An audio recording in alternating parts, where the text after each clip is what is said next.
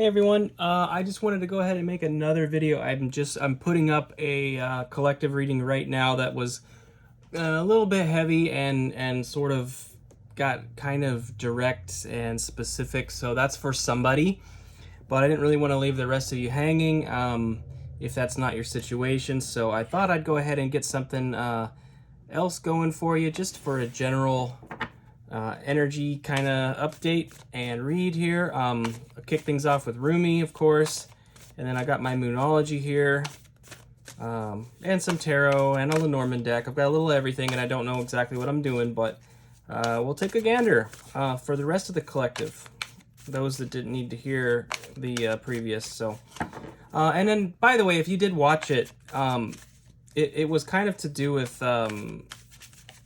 speaking your truth and being willing to walk away from something relationally. It had a very emotionally heavy and sort of felt like relationships, but this could apply to jobs or places of employment, all kinds of things. So take it as it resonates. It may not have been directly about a relationship, and it may not have been as intense as the energy implied either for some of you. So hopefully you got some use out of it if you watched it, but if not, we'll take a look here, see what else is going on, okay? So, avoid the cold-hearted and the cold wind of their speech. Avoid the cold-hearted and the cold wind of their speech. I like that. Sometimes it's important. It's important to just protect your space, you really have the right to tranquility within your own environment, and so if you have if you got people like that in your life, you do have the right to avoid it, to walk away from it, to avoid it, to not allow that energy into your space. But let's check out the Moonology here. We'll take 3 cards and see what the Moonology has to say, and then maybe dive into some tarot. All right, friends. Moonology, 3 cards, Moonology. All right, kicking it off with meditate and contemplate, new moon in Pisces.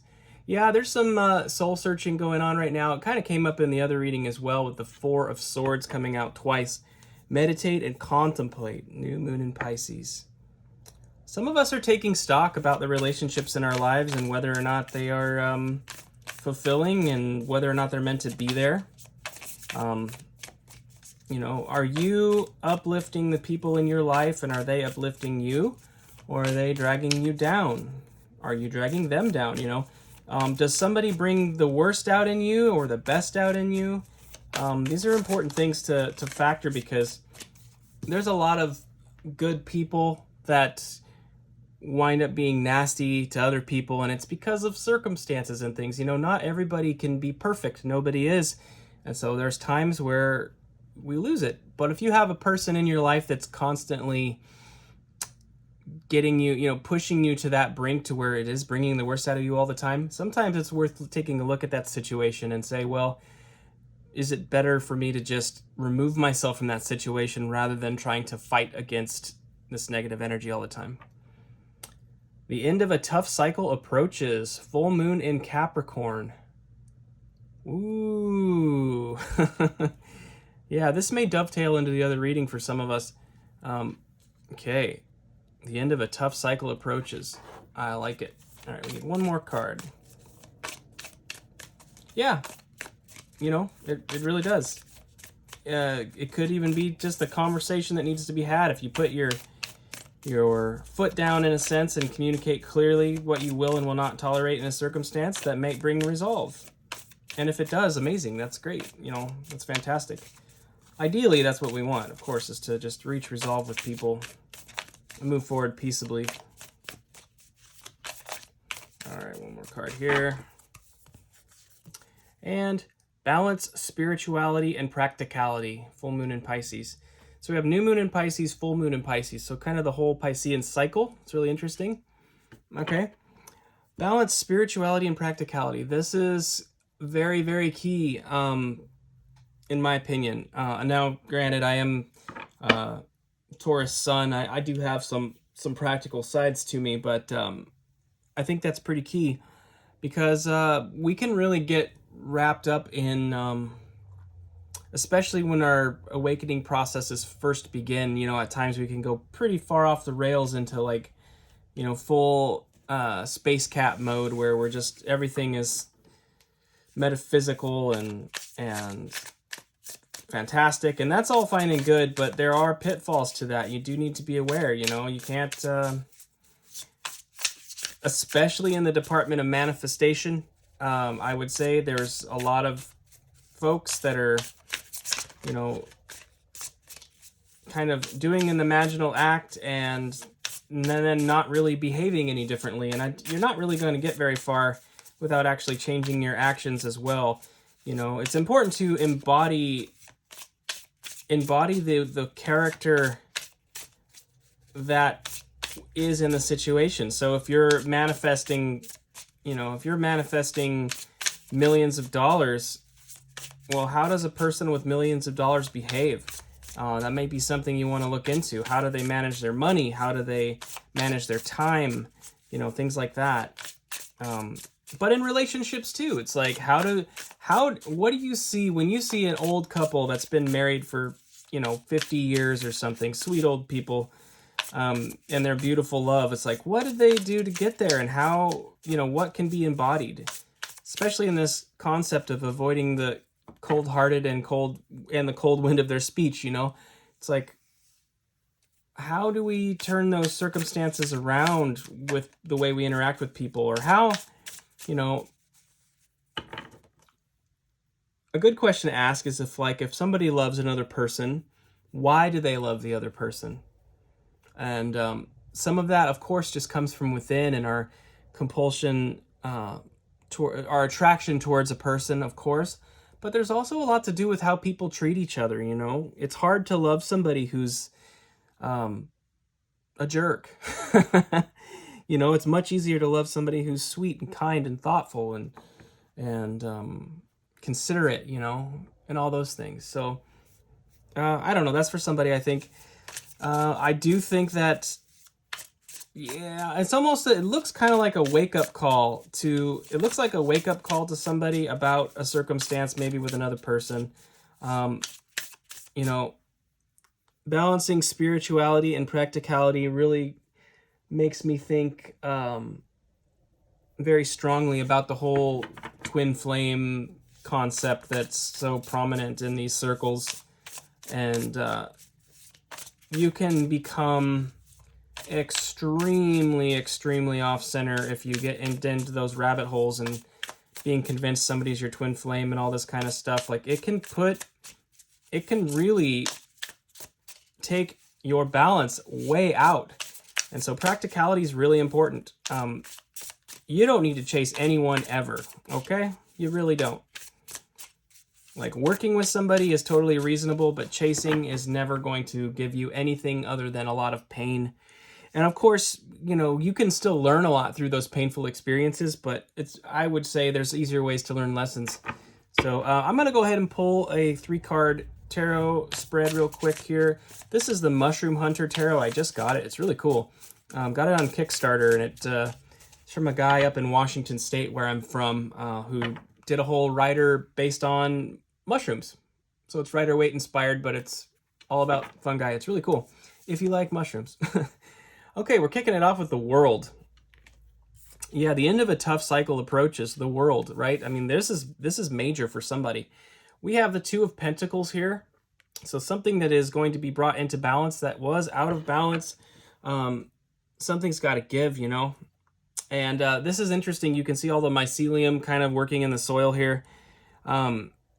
Is basically what's going on. And the mycelium is a network that it's communication between fruiting bodies. It's communication between plants, one plant to another, and it's also a pathway for nutrients to travel in. And the fungus will actually deliver nutrients from one plant to another, from the soil to the plant, deliver nutrients to other fungus, depending. I mean, it's also like the communication network, almost like an internet. It's really, mushrooms are wild. So if you know, and if you don't, you might be confused by what I'm saying, but you know, it's one of those things I find very fascinating. And then we have justice. Okay. Yeah, something is being brought into balance here, right? I like that. Justice right over balance, spirituality, and practicality. Yes, absolutely. Absolutely. This cycle, you know, the end of a tough cycle approaches, full moon in Capricorn. You have the Two of Pentacles here where these two are sort of out of balance, but they're being brought into balance. And so maybe I almost feel like for some of you, maybe this notion. Look at this. Four of Wands is on the bottom. That's beautiful. So there is something beautiful to celebrate on the horizon, definitely. But I do feel that it requires a balance. You know, sometimes when we, again, it's like with the spirituality and practicality thing. We have to learn certain lessons. Like a lot of us, you know, on my personal spiritual journey, I had to actually learn self-respect and learn to stand up for myself. You know, that was something that I had to learn, and that was bringing something into balance for me. But if I was overly focused on that, I could easily become very selfish. I could easily become very self-centered and self-serving. So there is a balance to these things. Some of us need to give ourselves the opportunity to elevate into our highest selves, and others of us sometimes need some humility. So I don't know what that is in your personal situation, but there is probably an aspect of your spirituality that is in some kind of conflict with the practical side of things, and that's something that needs to be brought to balance. And with that, yeah, you know, I really think that's something that's a great deal of soul searching needs to be done on. So, collective, take that as it resonates. I think you're about to make a pretty big shift. It's going to bring some really beautiful balanced energy into your life and bring some harmony into your life. But it's important to be honest with ourselves. You know, ask ourselves what's out of balance. It's important to take time and meditate on that. And again, very specific. It's like if there is something, you know, the way the Four of Wands came out here, this is often thought of as the 11-11 card. So I did allude to like the twin flame thing a little earlier.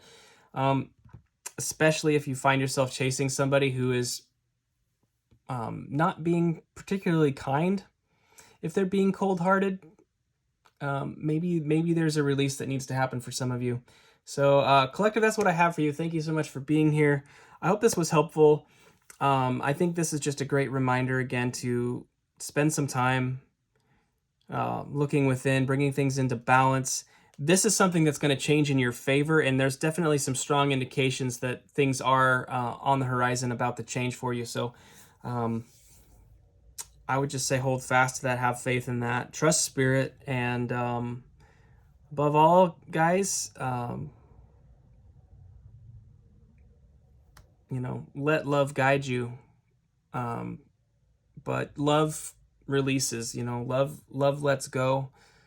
And love is truly comes from within. So you don't need to put yourself on any kind of altar. You don't need to sacrifice yourself for other people in an unhealthy way. And I feel like I'm rambling, but somebody needs to hear this today. You know, if somebody's asking you to just bleed for them, like, that's not love. So, okay, friends, I love you guys. Thank you so much for being here. I will see you next time.